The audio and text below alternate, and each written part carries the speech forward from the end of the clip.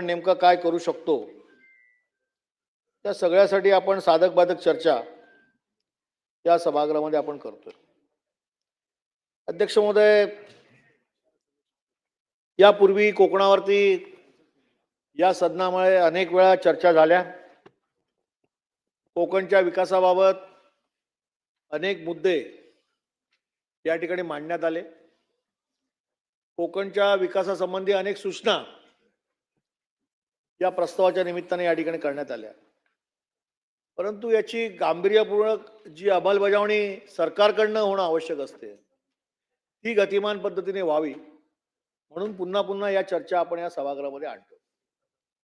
अध्यक्ष महोदय, माझे मित्र सन्माननीय सदस्य केळकर यांनी या प्रस्तावाची सुरुवात करताना ज्या गोष्टी सांगितल्या त्यामध्ये त्यांनी सगळ्यात महत्त्वाचं सांगितलं की वैधानिक विकास महामंडळ.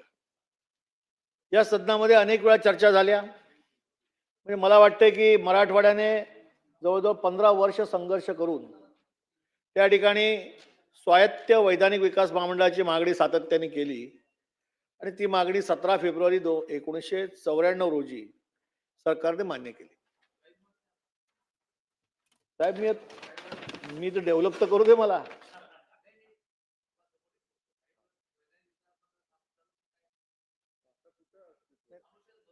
मी कोकणाची परिस्थिती काय ती सांगतो ना. केंद्र सरकारच्या निर्णयानुसार विदर्भ, मराठवाडा आणि कोकण या उर्वरित महाराष्ट्रात अशी 3 मंडळे स्थापन करण्याचे ठरलं आणि माझ्या माहितीप्रमाणे कोकणातील स्वतंत्र वैधानिक विकास महामंडळ देण्यात येईल आणि या संपूर्ण घटनेमध्ये दुरुस्ती करण्यात येईल असं देखील आश्वासन तत्कालीन मुख्यमंत्री स्वर्गीय वसंतदादा पाटील यांनी या सदनामध्ये दिलं होतं. महाराष्ट्राचे नेते, केंद्रीय मंत्री आणि माजी मुख्यमंत्री शरद पवार साहेब यांनी देखील या सदनामध्ये हे आश्वासन दिलं होतं. परंतु औद्योगिकदृष्ट्या पुढारलेल्या पश्चिम महाराष्ट्र दावणीला कोकणाला बांधण्यात आलं आणि कोकणचं विकास महामंडळ स्वतंत्र करणं आवश्यक होतं, ते मात्र झालेलं नाही. आणि म्हणून कोकण वैधानिक विकास महामंडळ स्थापन करण्यात यावे यासाठी डिसेंबर 1988 मध्ये कोकणातून जाणाऱ्या तिन्ही महामार्गावरती रस्ता रोको झालं. हजारो कोकणी माणसांनी त्यामध्ये सहभाग घेतला. शासनाने दखल घेऊन घटनेत दुरुस्ती करण्याची शिफारस केंद्र सरकारला केली जाईल असं आश्वासन या विधानसभेमध्ये दिलं. 13 मार्च 1989 मध्ये तशी शिफारस करण्याचा ठरावही मंजूर करण्यात आला. अद्यापपर्यंत केळकर साहेब याच्यावर काहीच झालं. मी कोणतेही राजकीय भाषण करत नाही. आता केंद्रात देखील सत्ता आपलीच आहे, राज्यात देखील आपण सत्तेमध्ये आहात आणि जर कोकण विकास महामंडळाने कोकणच्या विकासाला गती मिळणार असेल तर केंद्रात आपण आहात, राज्यामध्ये आपण आहात, वेळच नका काढू. आपण लवकरात लवकर ही शिफारस करून कोकण विकास महामंडळाची स्थापना या ठिकाणी करून घ्या, जेणेकरून कोकणच्या विकासाला या ठिकाणी गती मिळणार आहे. अध्यक्ष महोदय, कोकण हा समृद्ध आहे. कशाने समृद्ध आहे तर बौद्धिकदृष्ट्या समृद्ध आहे. या ठिकाणी नैसर्गिकदृष्ट्या समृद्ध आहे.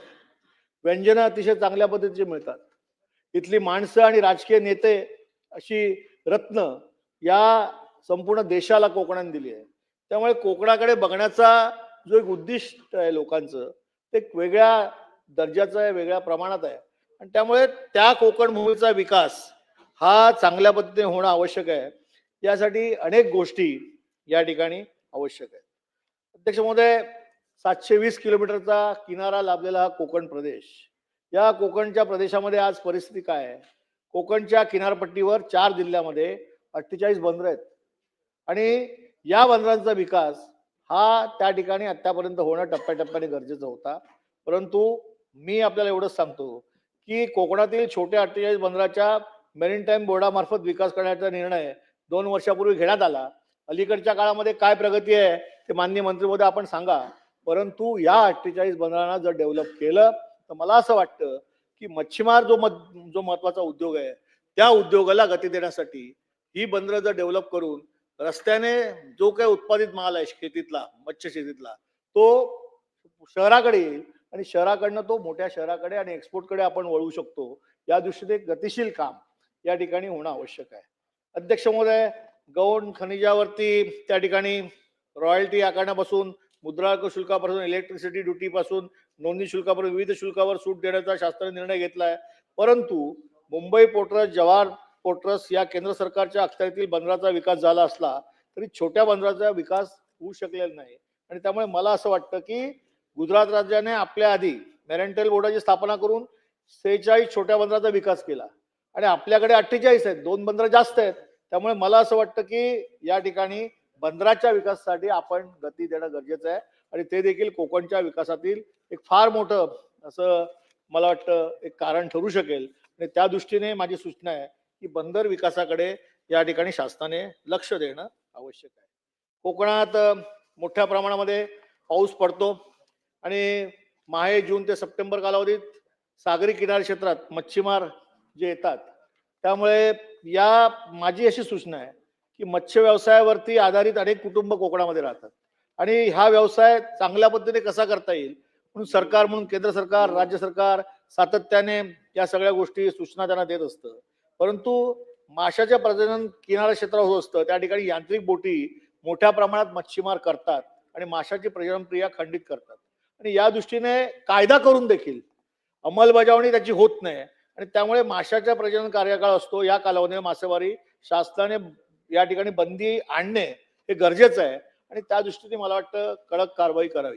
आणि मला माहिती आहे की जरी समुद्रात आपण बंदी आणली तरी आपण पाळीव मासे जे आहेत, गोड्या पाण्याचे मासे असतील, पाळीव मासे असतील, ते समुद्रातून न येता तलावातून देखील आपण मार्केटमध्ये आणतो. त्यामुळे मासे खाणाऱ्या माणसावर कुठचा अन्याय होणार नाही, परंतु नैसर्गिक जे प्रजनन आवश्यक आहे ते प्रजनन मोठ्या प्रमाणात होऊन मत्स्यशेती देखील मोठ्या प्रमाणामध्ये वाढेल असं माझं या ठिकाणी मत आहे. आणि त्यामुळे यांत्रिक बोटी आणि पारंपरिक पद्धतीने मासेमारी करणं अशा 2 पद्धती ज्या रूढ आहेत, त्याच्यामुळे मला असं वाटतं की शासनाने पारंपरिक पद्धतीवरती देखील जास्त जर जोर दिला तर यांत्रिक पद्धतीने ज्या पद्धतीने समुद्राच्या वन्य जीवाचा जो ऱ्हास होतो तो ऱ्हास थांबला जाईल.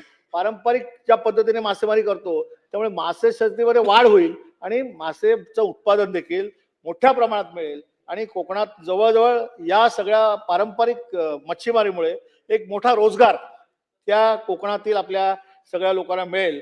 आणि त्यामुळे मला असं वाटतं 80% जास्त लोक पारंपरिक मासेमारी करतात. त्यामुळे या संपूर्ण जोड उद्योगाला शासनाने त्या ठिकाणी वेगवेगळ्या सुविधा दिलेल्या आहेत, योजना आणलेल्या आहेत, परंतु मॉरल सपोर्ट करून त्या उद्योगाकडे आकर्षित करण्यासाठी ज्या काही गोष्टी करणं आवश्यक आहे ते जर आपण केलं तर मला असं वाटतं की पारंपरिक मच्छीमार हा देखील कोकणच्या विकासातील एक महत्वपूर्ण भाग ठरू शकतो आणि त्या दृष्टीने शासनाने याकडे लक्ष देणं आवश्यक आहे. अध्यक्ष महोदय, सागरी किनाऱ्यापासून 5 किलोमीटर क्षेत्रात आत मासेमारी करण्यास प्रतिबंध करण्यात यावा अशा अनेक गोष्टी आहेत आणि त्यामुळे मला असं वाटतं की सरकारने याच्यावरती अनेक वेळा विचार केला, अनेक गोष्टीवरती आपण अनेक नियम तयार केले, परंतु हे सगळे नियम जे आहेत याची अंमलबजावणी तंतोतंत केली तर मला असं वाटतं की तांत्रिक बोटी ज्या आहेत त्या आतमध्ये येणार नाहीत, पारंपरिक मासेमारीला वाव मिळू शकेल आणि रापण पद्धत जी आहे त्या पद्धतीला देखील आपण जरा जास्त उत्तेजन दिलं तर आपण, मला असं वाटतं की या उद्योगाला देखील त्या ठिकाणी आपण प्रचंड मोठ्या प्रमाणामध्ये आपण कोकणला विकासामध्ये गती देऊ शकतो. अध्यक्ष महोदय, कोकणातील मूळ व्यवसाय जर बघितला तर शेती आहे. शेतीवरती आधारित सगळी कुटुंब व्यवस्था आहे आणि आज शेतीमध्ये काय आहे, शेतीमध्ये आपण बघितलं तर भात शेती मोठ्या प्रमाणात होते. खाडीकडची जी गावं आहेत त्या गावामध्ये जर आपण बघितलं तर कडधान्य होतं, मग कुळीद होतो, वरणा होतो, चवळी होते, मूग होतो, भुईमूग होतो. आणि ह्या सगळ्या गोष्टीचा उल्लेख का करतोय की शेतीवर अवलंबून असलेले कोकणचा जो परिसर आहे, मग रत्नागिरी जिल्हा असेल, रायगड जिल्हा असेल, सिंधुदुर्ग जिल्हा असेल, याच्यामध्ये वातावरणामध्ये जे बदल होत आहेत त्या वातावरणाच्या बदलामुळे शेतीवरती देखील मोठा परिणाम. आज आंब्या बागायतदारांचा आपण बघताय की आंब्यात सध्याची जी परिस्थिती आहे, वातावरणात जे बदल झाले त्या बदलामुळे एकतर उष्णतेमुळे मोहर जो आला तो अगदी सुरुवातीला आला, त्यात थंडी पडली, मोहर गळून पडला. दुसऱ्यांदा मोहर आला, तो त्यावेळेला देखील वातावरणामध्ये बदल झाला, तो गळून पडला. आज तिसऱ्यांदा जो मोहर आलाय त्याला छोटी फळं आली. साहेब आपण कोकणातल्या, त्यामुळे आत्ता जे आलेलं फळ आहे ना ते जून महिन्यामध्ये मोठं होईल, तोपर्यंत पाऊस पडेल आणि मार्केटमध्ये शेतकऱ्याचा तो आंबा जाऊ शकत नाही. आणि त्यामुळे मला असं वाटतं की 80% आंबा आज 80%, 80-90% जो काय असेल तो तो जर आपण शासनाने जर त्याचा रेकॉर्ड घेतला असेल तर 90% आंबा हा शेतकऱ्याला यावर्षी नुकसानातच आहे. आणि त्यामुळे मला असं वाटतं की केवळ आंबा नाही तर काजूचं नुकसान देखील झालंय. वातावरणातल्या बदलामुळे यावेळी काजूचा मोहर देखील कमी आलाय. दरवेळेला जे काही उत्पन्न येतं काजूचं त्यापेक्षा जे उत्पन्न आहे ते 50%वर आलं. आणि 50% आल्यानंतर शेतकऱ्याचं देखील नुकसान आहे. म्हणजे शेतीमध्ये फळबागायती देखील यावेळेला प्रचंड मोठ्या प्रमाणामध्ये शेतकरी हा ज्या पद्धतीने संकटात सापडलाय त्याला आधार देण्याची गरज आहे. आणि म्हणून मला वाटतं काल मुख्यमंत्र्यांकडे बैठक झाली आणि आमची मागणी आहे की या शेतकऱ्यांच्या ज्या काय बातम्या आम्ही ऐकतो, शेवटी आम्ही कोकणातले असल्यामुळे कोकणातली वृत्तपत्र बघतो, कोकणातले युट्यूब चॅनल बघतो, बातम्या कोकणातल्या कुठे आल्या ते बघतो, तर तिकडच्या शेतकऱ्यांचा जो काय युट्यूबवरती संवाद लोकांशी होतो त्यांचं म्हणणं असं आहे की साहेब किमान हेक्टरी 5 लाख रुपये आम्हाला द्या. आणि शेवटी सरकारने हा निर्णय घेतला पाहिजे. आपण कोकणातले आहात, मी कोकणातला आहे, गणेश नाईक साहेब कोकणातले आहेत, अध्यक्ष महोदय पुण्यातले आहेत, पण कोकणातले अनेक लोक इकडे बसलेत. आणि असं आहे की जेव्हा आता अस्मानी संकटानंतर मराठवाडा विदर्भ या सगळ्या भागामध्ये जेव्हा मोठ्या प्रमाणात पूर परिस्थिती निर्माण झाली तेव्हा आपण शेतकऱ्यांना दिलासा दिला. अतिवृष्टी झाली तेव्हा देखील मदत केली आणि पूर जेव्हा आला तेव्हा देखील मदत केली. सोयाबीनवरती संकट येतं तेव्हा देखील सरकार उभं राहतं. कापसाला भाव पाहिजे तेव्हा देखील सरकार उभं राहतं. धानाला जेव्हा बोनस द्यायला पाहिजे तेव्हा विदर्भात वासियांच्या मागे सरकार उभं राहतं. आज खऱ्या अर्थाने कोकणचा माणूस हा स्वाभिमानी आहे. कोकणचा माणूस हा मेहनती आहे. कोकणचा माणूस हा लाचार नाही. कोकणचा माणूस हा मेहनत करतो आणि स्वतःचं कुटुंब, उद्योग, व्यवसाय हा स्वाभिमानाने चालवतो. माझ्या माहितीप्रमाणे महाराष्ट्रामध्ये जेवढं कर्ज वाटप झालं असेल त्यातल्या 2, 3, 4% देखील कर्ज कोकणातल्या शेतकऱ्यांनी घेतलं नाही. ही सत्य परिस्थिती, कारण तो स्वाभिमानी आहे. त्याला असं वाटतं की मी जर कर्ज घेतलं आणि माझ्याकडे कर्जदार जर घरी आले तर माझ्या कुटुंबाची इज्जत जाईल, ह्या भीतीने घाबरून स्वाभिमानाने तो कर्ज घेत नाही. ही भीती कधीतरी त्याला मोडायला लागेल आणि इतरांसारखं त्याला शिकावं लागेल. तेव्हा कधीतरी यात कर्ज घेऊन प्रगती करण्याकडे वळू शकेल. आणि म्हणून त्याला आता खऱ्या अर्थाने आधाराची गरज आहे. सरकारने आंबे उत्पादक शेतकऱ्याला मला असं वाटतं की हेक्टरी 5 लाख रुपये मदत द्यावी अशी माझी मागणी आहे. आणि त्याचबरोबर काजूचं उत्पादन जे आहे कमी झालंय त्याच्याबद्दल सरकारने साधक बाधक विचार करावा आणि जर देतात असेल तर काजू उत्पादकांना देखील आपण पैसे द्या. आणि दुसरं मला असं सांगायचं आहे की काजू उत्पादक पूर्वी काजूच्या बिया ज्या आहेत त्या व्यापाऱ्यांना घालायच्या, त्याच्यावरती आधारित उद्योग उभे राहिले. तर त्याच्यामुळे काजू बी हे गोव्यापेक्षा कोकणातल्या काजूला परदेशात चांगला दर आहे आणि त्यामुळे त्याचा एक वेगळा सुगंध आहे खाण्यामध्ये, त्यामुळे त्याला एक वेगळा दर आहे. त्यामुळे तो उद्योग तर वाढला पाहिजे. पण आता अलीकडच्या काळामध्ये मी बघितलं की जी बी आपण तिकडे कारखान्यामध्ये घालतो आणि मग ते काजूगर विकतो, त्यामध्ये आता अनेक लोकांमध्ये मानसिकता बदलली आहे. आता कच्चे काजूगर लोक काढतात, ते छेदतात आणि ओले काजूगर हे मार्केटमध्ये विकतात. त्याचे देखील जास्त पैसे सुक्या काजूगरापेक्षा मिळतात. शेवटी शेतकऱ्याला पैसे मिळणं हा आमचा हेतू असतो, कोणाचाही. त्या कुटुंब चाललं पाहिजे. आणि मग मला असं वाटतं की कोकणामध्ये जर ओले काजूगर विकण्याच्या संबंधित मानसिकता शेतकऱ्यांची असेल, त्यात त्याला जास्त पैसे मिळत असतील तर त्यासाठी स्टोरेज देखील मोठ्या प्रमाणामध्ये सरकारच्या वतीने जर उपलब्ध करून दिले तर हा काजू एक्सपोर्ट होण्यासाठी ज्या काय गोष्टी आहेत त्याच्यावरती प्रक्रिया होऊ शकते आणि तो मोठ्या प्रमाणात एक्सपोर्ट होऊ शकतो किंवा शहराच्या देशाच्या इतर शहरामध्ये जाऊ शकतो आणि एक चांगला व्यापार त्या निमित्ताने उभं राहू शकतो. या दृष्टीने सरकार येणाऱ्या काळामध्ये नेमकं काय करणार आहे आणि यासाठी स्टोरेज उभारावे म्हणून माझी मागणी आहे. तुम्हाला डिस्टर्ब करतात अध्यक्ष महोदय. हे सगळं सांगत असताना आपल्याला माहिती आहे की कोकणामध्ये आज वातावरण बदलामुळे सगळ्यात मोठं उत्पन्न जर कुठचं असेल तर आंबा आहे, काजू आहे, त्यानंतर रत्तांबा आहे, ज्याच्यामुळे कोकम आपण बनवतो. आज परिस्थिती अशी आहे की वातावरणाच्या बदलामुळे जी परिस्थिती आहे त्याच्यामध्ये 50% काजू आहे, तसा रतांब्यावर देखील परिणाम झाला. आणि रतांब्याच्या उत्पन्नामुळे घट झाल्यामुळे कोकमचं जे उत्पादन आहे त्याच्यामध्ये देखील यावेळेला फार मोठ्या प्रमाणात घट झाली आहे. तर ते पारंपरिक पद्धतीने हे काम करणाऱ्या शेतकऱ्यांना काय मदत करता येईल आणि येणाऱ्या काळामध्ये त्यांना कसं सावरता येईल या दृष्टीने देखील सरकारने विचार करणं गरजेचं आहे. त्या दृष्टीने देखील आपण विचार करावा. अध्यक्ष महोदय, माझी सरकारला अशी विनंती आहे की आंबा, काजू, कोकम या सगळ्या गोष्टी जे उत्पादक असणाऱ्या फळबागायतदारांना जसं आपण या ठिकाणी मदत करतोय तसं अध्यक्ष महोदय कोकणामध्ये दापोली आणि मंडणगड हा सगळा जो पट्टा आहे किंवा सिंधुदुर्गातला आपला तळ कोकण आहे, म्हणजे सावंतवाडी असेल, मालवण असेल, तो सगळा पट्टा खाडी पट्टा भाग आहे, किंवा रायगडचा तो समुद्र किनारा आहे, तिकडे नारळ मोठ्या प्रमाणात होतो. सुपारी दापोलीकडे सुपाऱ्या मोठ्या प्रमाणात होतात. अध्यक्ष महोदय, वातावरणाचा परिणाम हा सगळीकडे झालाय.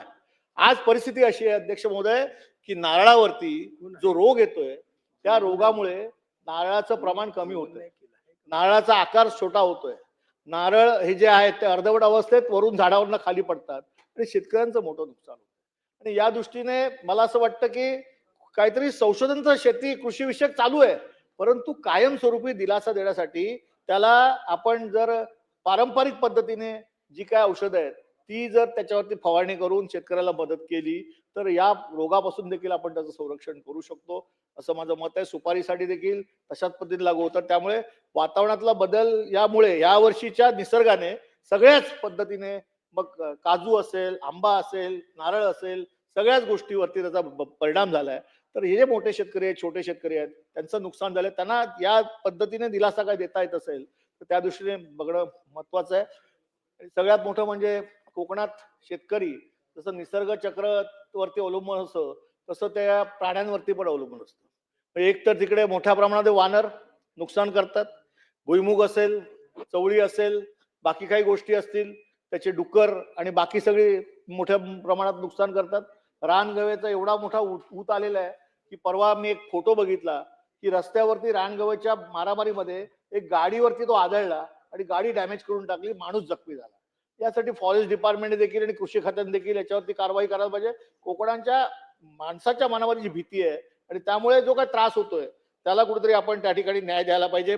अध्यक्ष महोदय, मी खाडीखटच्या गावाचा उल्लेख केला, त्याचा महत्वाचा माझं मत असं आहे की इकडे जे शेतकरी आहेत ना, हे शेतकरी त्यांच्याकडे 12 महिने त्यांचं कुटुंब चालण्यासाठी त्यांची जी शेती आहे ती कशावरती करतात तर ते अशा पद्धतीचं कडधान्य पिकवून स्वतःचा उदरनिर्वाह करतात. मग हे सगळं मी मगाशी म्हटलं ते कुळीद, उडीद, भुईमुग, वरणा हे सगळं. आणि या वर्षीच्या वातावरण बदलामुळे साहेब खरं सांगायला गेलं तर या सगळ्या उत्पन्न करणाऱ्या शेतकऱ्यांचं 50% जास्त उत्पन्न पिकाचं नुकसान झालेलं आहे. आणि म्हणून ह्या शेतकऱ्यांसाठी देखील मला असं वाटतं की कृषी खात्याच्या लोकांनी, महसूल खात्याच्या लोकांनी त्या ठिकाणी पाहणी करणं गरजेचं आहे. आणि खाडी काठची जी गावं आहेत म्हणजे ज्याचं 6 पाणी खारं असतं, 6 महिने पाणी गोड असतं, त्यामुळे 6 महिने शेतीसाठी उपलब्ध होतं, अशी जी कडधान्य पिकाचं नुकसान झालेलं आहे त्याचा देखील सर्वे करून अशा शेतकऱ्यांना या वर्षीसाठी स्पेशल जर काय मदत करता आली तर निश्चित करा, कारण त्याच्यावरच त्यांचं कुटुंब हे वर्षभर चालत असतं. आणि या दृष्टीने सरकारने मला असं वाटतं चांगल्या पद्धतीने मदत ही त्या ठिकाणी शेतकऱ्यांना करणं आवश्यक आहे. अध्यक्ष महोदय, या सगळ्या गोष्टीवरती बोलत असताना रत्नागिरी, सिंधुदुर्ग आणि तळ कोकण म्हणजे सावंतवाडी असेल, दोडामार्ग असेल, या सगळीकडे प्रचंड मोठ्या प्रमाणात पाऊस पडतो. आणि हे सगळा जो पाऊस पडतो तो पाऊस पाणी एवढ्या मोठ्या प्रमाणात समुद्राला मिळतं की पाणी अडवण्याबाबतचं जी उपाययोजना महाराष्ट्र राज्याच्या निर्मितीनंतर कोकणामध्ये करणं आवश्यक होती इतक्या प्रमाणात झाली नाही, हे आपण देखील मान्य करता. आणि त्यामुळे पाण्याचं दुर्भिक्ष तर बऱ्याच ठिकाणी आहे. म्हणजे अजूनही कोकणातली अशी गावं आहेत की जिकडे आपण किती नळपाणी योजना केल्या, पाऊस किती मोठ्या प्रमाणात पडला, सरकारने सरकारी पैशातून कर्ज देऊन आणि अनुदान देऊन किती विहिरी केल्या, तरी देखील अजूनही पाण्याचं दुर्भिक्ष बऱ्याच ठिकाणी आहे. आणि त्यामुळे पाझर तलाव जे आहेत ते पाझर तलाव देखील त्याचं संरक्षण करून काही प्रमाणात जे जुने बांधले गेले आहेत ते नव्याने बांधून, जिथे गळती आहे ती थांबवून या सगळ्या पाझर तलावाला आणखी त्या ठिकाणी बांधून जलसाठा करण्यासाठी वाव देणं हे आवश्यक आहे. त्यामुळे जमिनीतून जे काय पाण्याचं आपल्याला स्रोत मिळणार आहे त्याच्यामध्ये वाढ होणार आहे. आणि म्हणून मी आपल्याला एक उदाहरण देतो की आपण सिंधुदुर्गामध्ये मालवण तालुक्यामध्ये वराड नावाचं गाव आहे, वराड. आणि या वराडच्या गावामध्ये जो साठवण तलाव आहे तो तलाव जो आहे तो गळती आली आहे त्याला. आणि त्यामुळे त्या म्हणजे जेव्हा आपलं सरकार होतं, माननीय उद्धवजी मुख्यमंत्री होते, तेव्हा तिकडची मंडळी माझ्याकडे आली. मी गडाख पाटील साहेब त्यांच्याकडे ते खातं होतं, मी अधिकाऱ्यांना तिकडे पाठवलं, त्यांनी सगळी पाहणी केली तर ते रिपेरिंग करण्याच्या लायकीचं तलाव राहिलेलं नाही. त्यामुळे ते नव्याने बांधणं आवश्यक आहे. आणि मग त्यासाठी टेंडर प्रोसेससाठी आपण आणलं, आमचं सरकार पडलं. पण माझी विनंती अशी आहे की डेव्हलपमेंटसाठी ते तलाव जर नव्याने बांधून आपल्याला तिथे जर व्यवस्थित पाणीसाठा करता आला तर ते आपण त्या वराड गावासाठी करावं. केवळ वराड गाव नाही, पण अजून अशी नवीन जी काही क्षेत्र आहे जिथे पाणलोट साठा आपण निर्माण करू शकतो आणि छोटी तळी त्या ठिकाणी आपण राखू शकतो. तर या सगळ्याचं संवर्धन देखील कोकणासाठी आवश्यक आहे. मी केवळ सिंधुदुर्गाचं उदाहरण दिलं, पण चिपळूणमध्ये असेल, उद्या रत्नागिरीमध्ये असेल, रायगडमध्ये असेल, दापोलीमध्ये असेल, या सगळ्या ठिकाणी त्याचा एक बृहत आराखडा भविष्यासाठी विकासाच्या दृष्टीने कुठे कुठे हे करता येईल आणि भविष्यात कशा पद्धतीने करता येईल आणि टप्पा 1, टप्पा 2, टप्पा 3, टप्पा 4 येणारा खर्च त्याचा एक प्लॅन तयार करायला लागेल. आणि तर हे जर केलं तर पाण्याचा जो स्रोत आहे तो देखील मोठ्या प्रमाणामध्ये कोकणसाठी जो उपलब्धता आहे आणि पावसाचं पाणी साठवून ते आपल्याला त्याच्या पद्धतीने चांगल्या पद्धतीने करता येईल असं माझं मत आहे. अध्यक्ष महोदय, कोकण आपल्याला माहिती आहे की 1911 साली आपण या ठिकाणी विशेष पर्यटन जिल्हा म्हणून या सदनामध्ये कोकणला मान्यता दिली. त्यानंतरच्या काळात अनेक आमदारांनी याच्यावरती भाष्य केलं. आज मी या संबंधी बोलताना एवढंच सांगतोय की 27 वर्ष पूर्ण झाली सर. 27 वर्ष पूर्ण झाल्यानंतर अध्यक्ष महोदय, विशेष पर्यटन जिल्हा म्हणून ज्या सुविधा कोकणसाठी येणं आवश्यक होतं ते तितक्या प्रमाणात पैसे हे कोकणला उपलब्ध झाले नाहीत. आणि त्यामुळे पर्यटक ज्या मोठ्या प्रमाणामध्ये कोकणात यायला पाहिजे ते कोकणात न येता ते गोव्याकडे गेले, ते केरळकडे गेले. परंतु कोकणामध्ये इतकं सौंदर्य आहे, इतकं निसर्गाने दिलेलं वरदान आहे की हे सगळे पर्यटक आपण आपल्याकडे आकर्षित करू शकतो. पण त्यासाठी इन्फ्रास्ट्रक्चरची गरज आहे. इन्फ्रास्ट्रक्चरची गरज कशी आहे की उत्तम राहण्याची व्यवस्था करणं गरजेचं आहे, चांगले हॉटेल्स बांधणं आवश्यक आहे आणि पर्यटक जिकडे आकर्षित होतात. म्हणजे जर मध्य प्रदेशच्या लोकांना आपण सांगितलं की तुम्हाला समुद्र बघायचा आहे तर ते कुठे येतात? गोव्याकडे जातात. ते कुठे जातात? केरळकडे जातात. उत्तर प्रदेशची लोक कुठे जातात? केरळकडे जातात, गोव्याकडे जातात. पण ते कोकणात येत नाही. पण MTDC मार्फत असा विशेष कार्यक्रम राबवला. पण हे कधी करू शकतो? आज जिथे किनारे आहेत कोकणाचे त्या किनाऱ्यांची परिस्थिती काय आहे की साहेब आपण देखील मान्य कराल की जिथे जिथे किनारे आहेत, ज्या किनाऱ्यावरती पर्यटकांना नेऊन आपण फिरवायचं आहे तिथे रस्ते चांगलं करणं आवश्यक आहे. काही प्रमाणात झाले असतील, पण काही प्रमाणात करून त्याचा एक प्लॅन करणं आवश्यक आहे, आराखडा, आणि त्यानुसार हे करणं आवश्यक आहे. तिथे पाण्याची व्यवस्था, तिथे लाईटची व्यवस्था आणि पर्यटकांना लागणाऱ्या व्यवस्था हे जर त्या समुद्र किनाऱ्यावर केले तर अतिशय स्वच्छ किनारे, त्याची वाळू इतकी सुंदर आहे की परदेशातल्या ज्या किनाऱ्यांचं वर्णन केलं जातं, मला वाटतं श्रीलंकेच्या किनाऱ्यांचं वर्णन केलं जातं त्यापेक्षाही उत्तम सागरी किनारे कोकणला लाभलेले आहेत. त्यामुळे पर्यटक या ठिकाणी आकर्षित होऊ शकतील आणि म्हणून या दृष्टीने नेमकं काय करता येईल हे पाहणं या ठिकाणी आवश्यक आहे. मला आठवत आहे की मी लहान असताना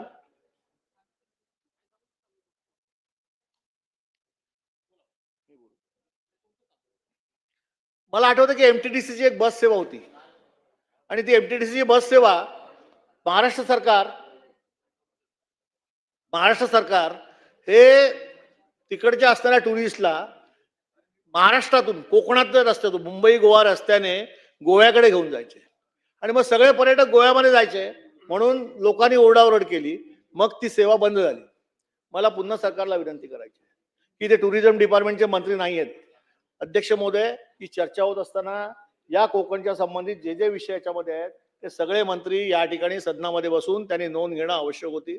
पण सरकारला गांभीर्य नसेल तर मी काय बोलू शकणार नाही, हा सरकारचा विषय आहे. परंतु टुरिझम डिपार्टमेंटने ही पुन्हा बस सेवा सुरू करायला पाहिजे.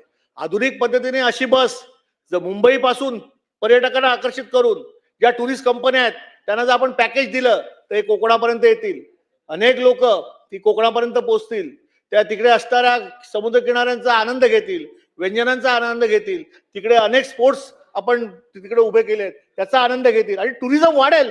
तिकडच्या कोकणच्या लोकांना नोकऱ्या उपलब्ध होतील आणि म्हणून या सगळ्या गोष्टी पुन्हा करणं आवश्यक आहे. कोकणचा विकास करताना हे देखील त्या ठिकाणी पाहणं आवश्यक आहे.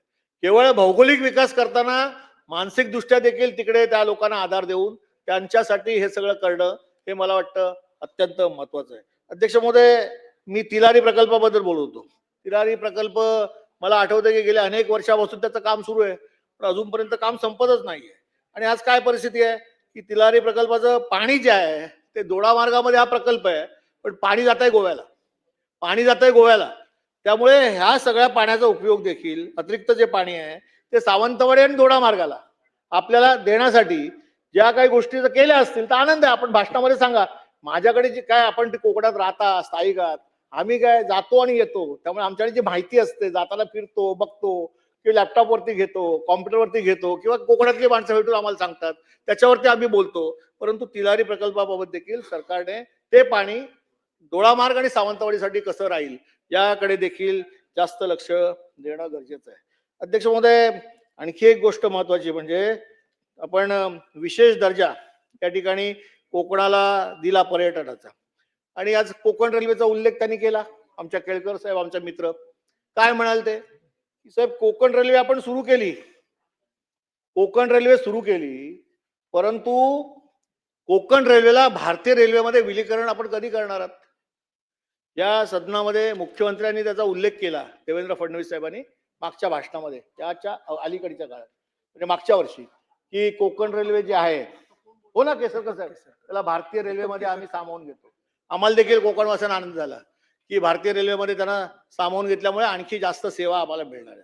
आज अध्यक्ष महोदय, आज कोकण रेल्वे जो बोर्ड आहे त्या बोर्डामध्ये आपण जर बघितलं तर 21% वाटा महाराष्ट्राचा आहे, कर्नाटकाचा 15% आहे, केरळचा 6% आहे, केरळचा 6% आहे आणि गोव्याचा 6%.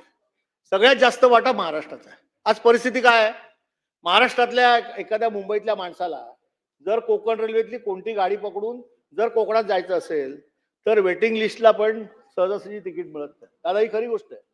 तिकडे एजंटला पकडायला लागतं, आणखी काय सोर्सेस करायला लागतात.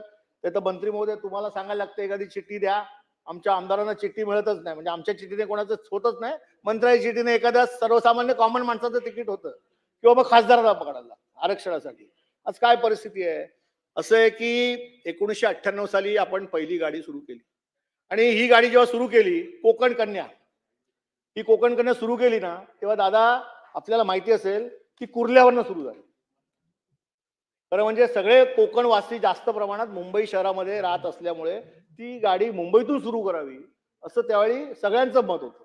आणि त्यावेळेला हिंदुहृदय सम्राट शिवसेनाप्रमुख मान्य बाळासाहेब ठाकरे यांनी त्यावेळेचे रेल्वे राज्यमंत्री पासवान होते, त्यांना सांगितलं का मुंबई महाराष्ट्राची राजधानी आहे, जास्तीत जास्त कोकणवासीय या मुंबईमध्ये राहतात, त्यामुळे ही जर गाडी जर दादरवरून सुटली नाही तर हावडा गाडी आम्ही बंद करू. आणि त्या दिवशी 1998 साली हावडा एक्सप्रेस ही आपण बंद पाडली शिवसैनिकांनी, आणि त्यानंतरच्या काळात दुसऱ्या दिवशीपासून हे सत्य आहे, इतिहास आहे, कुर्ला दादर स्टेशनवरून आपण ही कोकण कन्या सुरू केली. अध्यक्ष महोदय, या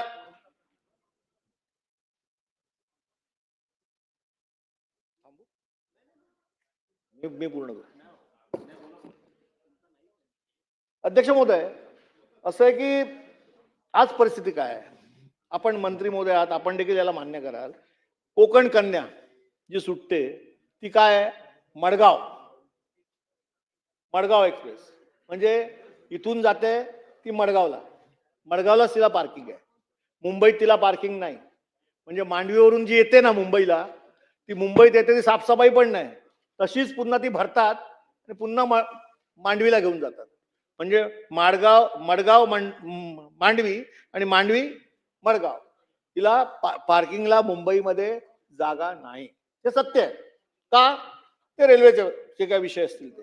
आणि दुसरं असं आहे की सावंतवाडी तुतारी गाडी आहे, तिथं सेंट्रल रेल्वेची आहे, त्यामुळे तिला आपण दादरला हे करतो आणि माटुंग्याला, इथे माटुंगा नाही, मुंबई सेंट्रलच्या यार्डमध्ये त्याला स्वच्छ करतो, त्या गाडीला एक आहे. आणि दुसरं बघितलं तर दिवा सावंतवाडी गाडी ही मुंबईपर्यंत आणा, आणि तिकडच्या टुरिझमनी पण आणि कोकणवासियांनी देखील मान्यता मग अनेक वेळा मागणी केली, परंतु ही गाडी अद्यापपर्यंत आपण दादरपर्यंत आणू शकलो नाही, कारण दिवाच्या पुढे त्याला पार्किंगच नाही.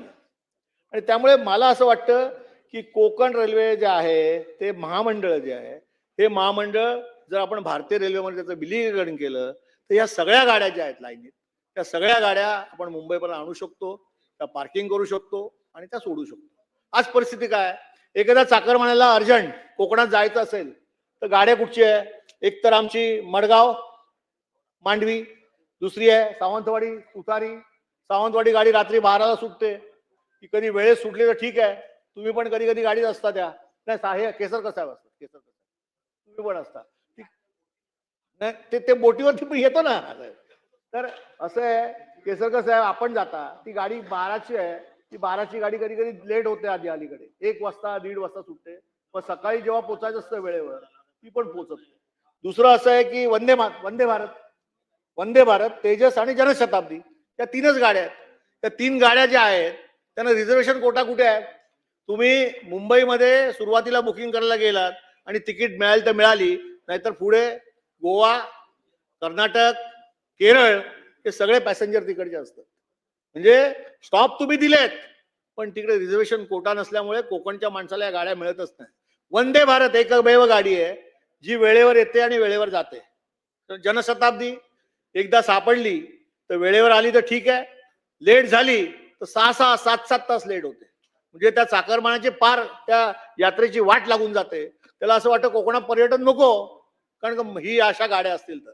आणि मग कोकणच्या पर्यटनावरती जेव्हा आपण विचार करतो, विकासावरती विचार करतो, कोकणचं पर्यटन सुधारलं पाहिजे आणि तिकडे रोजगार उपलब्ध झाले पाहिजे असा सगळा विचार करतो, त्यावेळेला या गोष्टीकडे देखील आपण लक्ष देणं गरजेचं आहे. आणि म्हणून मला असं वाटतं रेल्वेचं हे जे काही टाइम टेबल आहे ते केंद्र सरकारच्या मार्फत देखील राज्य सरकारने जरा सुधरून घ्या. आणि भारतीय रेल्वेमध्ये या सगळ्याचं जर विलिनीकरण झालं, आज परिस्थिती काय, महाड पर्यंत फक्त 4 पदरी आहेत. पुढे महाडच्या पुढे सगळा एका सिंगल पट्टीवरती, म्हणजे एका सिंगल पट्टीवरती त्या सगळ्या गाड्या चालतात दादा. आणि त्यामुळे आज जी परिस्थिती अशी आहे की महाडा तुम्हाला थांबायचं असेल क्रॉसिंगला तर महाडला गाडी थांबते, मध्ये कुठेच क्रॉसिंग नाही. अगदी सावंतवाडी पर्यंत, पुढे दोडा मार्ग पर्यंत, कळलं की नाही, गोव्यापर्यंत. त्यामुळे या सिंगल पट्टीवरती सगळ्या गाड्या चालतात. कोकणच्या विकासामध्ये रेल्वे मार्ग हा देखील विकासाचा एक मूलभूत अशा पद्धतीचा एक अंग आहे. आणि त्यामुळे रेल्वेचं टाइम टेबल सुधारवून हे रेल्वे बोर्डामध्ये त्याचं, रेल्वे बोर्डपेक्षा भारतीय रेल्वेमध्ये त्या सगळ्याचं विलिनीकरण कोकण रेल्वे बोर्डाचं झालं तर अनेक फायदे हे कोकणवासियांना होणार आहेत. आणि म्हणून मला असं वाटतं की पर्यटनामध्ये या सगळ्या गोष्टी आवश्यक आहेत.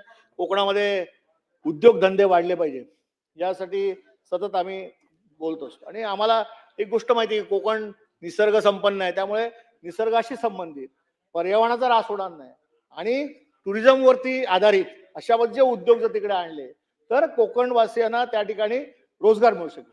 तर आज परिस्थिती काय आहे की आज आम्ही उद्योगावरती बोलतोय. आज कोकणामध्ये असं आहे की जवळजवळ एका गावामध्ये अनेक घरं बंद आहेत. त्याचं कारण कोकणात उद्योग नसल्यामुळे शिकलेली मुलं किंवा नोकरीसाठी त्यांना पोटापाण्यासाठी त्यांना आवश्यक असलेली मुलं मुंबई पुण्याकडे येत आहेत किंवा मुंबई पुण्याच्या दुसऱ्या शहराकडे जात आहेत आणि गावाकडचे घरं बंद आहेत. आज गावामध्ये जी मुलं शिकली आहेत, ज्यांना नोकऱ्या नाही आहेत, जे छोटे मोठे उद्योग करत असतील त्याच्यावर त्याचा उदरनिर्वाह होत नाही. आज सगळ्यात मोठी समस्या काय आहे कोकणातली की मुलांची लग्न होत नाही. मुलांची लग्न होत नाही. वाटल्यास सरकारने एक सर्वे करा, मी खोटं बोलत नाही किंवा हसण्यावर हे घेऊ नका, पण ही सत्य परिस्थिती बोलतोय. हा नाही सांगतो, नाही नाही, मुंबई आणि कोकण दोन्ही बोलतोय मी. प्रश्न तो आहे की का होत नाही. हे सत्यता आहे की तिकडे उद्योग व्यवसाय जे जागेवरती उपलब्ध होते ते होऊ शकले नसल्यामुळे अनेक मुलांची लग्न झाली नाही आणि होत नाही, सत्य आहे. आणि त्या दृष्टीने येणाऱ्या काळामध्ये पर्यटनासाठी जे उद्योग आवश्यक आहेत किंवा निसर्गाचा ऱ्हास न होता जे उद्योग त्या ठिकाणी उपलब्ध करणं आवश्यक आहे हे त्या ठिकाणी सरकारने केले पाहिजे असं माझं मत आहे. या विषयावरती अनेक लोक बोलतील, पण मला जी काय माहिती माझ्याकडे उपलब्ध होती सतत सातत्याने या ठिकाणी अनेक वेळेला चर्चा झाल्या, त्या चर्चेच्या निमित्ताने या सदनामध्ये ज्या ज्या गोष्टी बोलल्या गेल्या आणि त्याच्यावरती अनेक वेळेला या ठिकाणी आश्वासनं दिली गेली त्याबद्दल मी या चर्चेच्या निमित्ताने काही गोष्टी पुन्हा एकदा सरकारला याची जाणीव करून देऊन या ठिकाणी कोकणच्या विकासासाठी आपण सगळ्यांनी एकत्र मिळून येऊन जर विकासाला गती देण्यासाठी जर केलं तर कोकणचा विकास होऊ शकतो. मी सरकारला एवढंच विनंती करणार आहे की पूर्वी असं असायचं की राज्यात जे सरकार असायचं ते केंद्रात नसायचं आणि केंद्रात असायचं ते राज्यात नसायचं. म्हणजे सुरुवातीच्या काळाला काँग्रेसचं दोन्हीकडे असायचं. तर ठीक आहे, आता त्या गोष्टी इतिहासाला सोडून जर वर्तमानातून आणि भविष्याचा वेध घ्यायचा असेल तर मागील सगळ्या गोष्टी विसरून आपण विकासाकडे जाण्यासाठी आपण एकसंघ होऊन या विकासाला गती देण्याची गरज आहे. आणि म्हणून मला असं वाटतं केंद्रात तुमचं सरकार आहे, राज्यात तुमचं सरकार आहे आणि प्रचंड अशी तुम्हाला बहुमत आहे. त्यामुळे या सगळ्या गोष्टी असताना कोकणच्या विकासाकडे जास्तीत जास्त गतिमान पद्धतीने कसं लक्ष देता येईल आणि कोकणचा विकास गतिमान पद्धतीने टुरिझम मध्ये कसा होईल, तिथल्या असणाऱ्या साधन सामुग्रीवर कसा होईल, तिथल्या शेती उत्पादनावरती कसा होईल, तिथलं इन्फ्रास्ट्रक्चर कसं चांगल्या पद्धतीने सुधरू शकेल, तिथे पाण्याच्या व्यवस्था कशा सुधरू शकेल आणि टुरिस्ट जास्तीत जास्त कसा आकर्षित होईल आणि औद्योगिक क्षेत्र म्हणून जे काही गोष्टी केलंय तिथे पर्यावरणाचा ऱ्हास न होणारे उद्योग कसे येतील, या सगळ्या गोष्टी पाहिल्या तरच कोकणचा विकास होऊ शकेल. या दृष्टीने सरकारने येणाऱ्या काळात पावलं उचलावी अशी विनंती करतो आणि इथेच थांबतो. धन्यवाद. दीपक